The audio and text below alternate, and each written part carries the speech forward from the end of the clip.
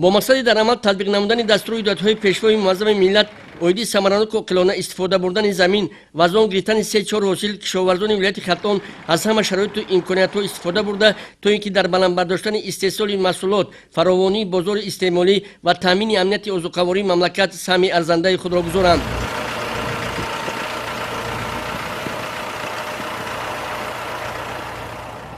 رئیس ولایت خرطوم دولتعلی سعید، وزیر کشاورزی جمهوری و مسئولین نویه وش در جمعیت دیوت رودکی از فعالیت کشاورزان کوپراتیو تجارتی تخم پروری نفوذ وش دیدن نمودند. اطلاع داده شد که کوپراتیو مذکور یکی از خوجگی‌های سرساحه محسوب یافته اصلا به ساحه باغداری، سبزوارکاری و پختکاری مشغول میباشد.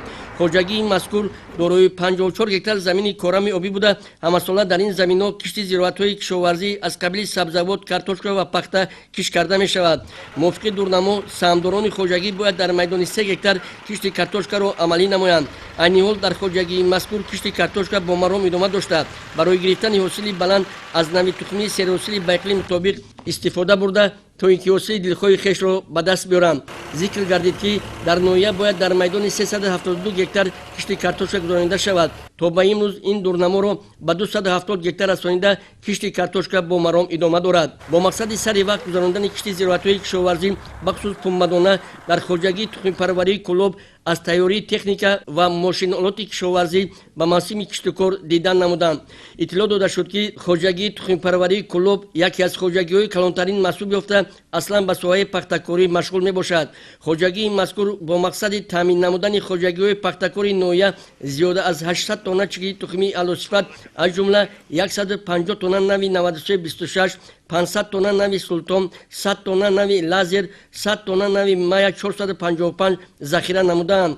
خوجگی امکان دارد که در موسم کشت خوجگی‌های پختکاری نویه و دیگر نویه‌ها را با چگی تخمی نوی وطنی تامین نماید.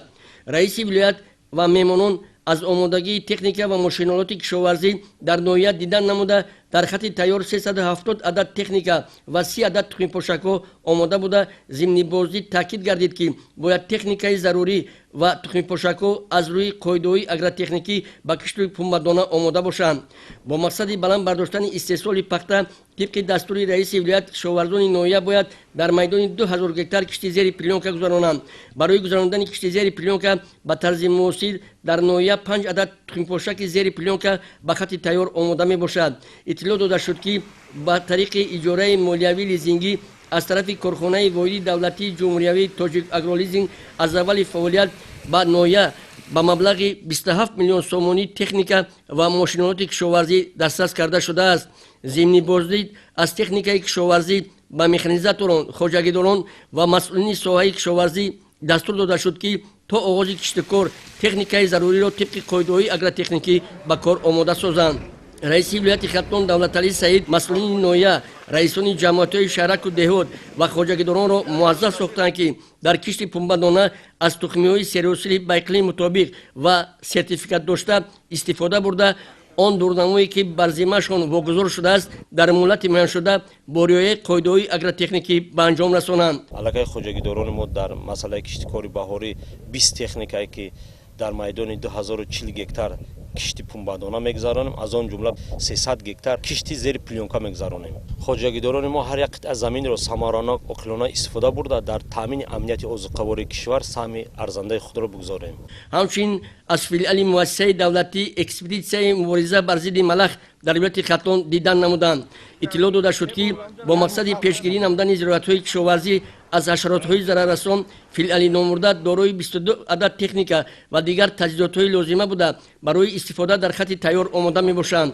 هنگام واخوری با کارمندان فیلال مؤسسه دولتی اکسپدیسیون بر ضد ملخ رئیس ولایت تاکید بر آن داشتند که با مقصد سری وقت پیشگیری نمودن حشرات‌های ضرررسان از جمله ملخ در نویه‌های 5 خراسان، جیهون، وحش کارمندان ساحه را لازم است که چاره‌های ضروری را راه‌اندازی نموده تکنیکا و زهرخیمیکات‌های لازمه را سری وقت آماده نمایند تا اینکه زراعت‌های کشاورزی را از حشرات‌های ضرررسان امین نگاه دارند. خالمراد نیازی، غیرشاهی مردان، نمازعلی ارگش برای برنامه اطلاعاتی اخبار.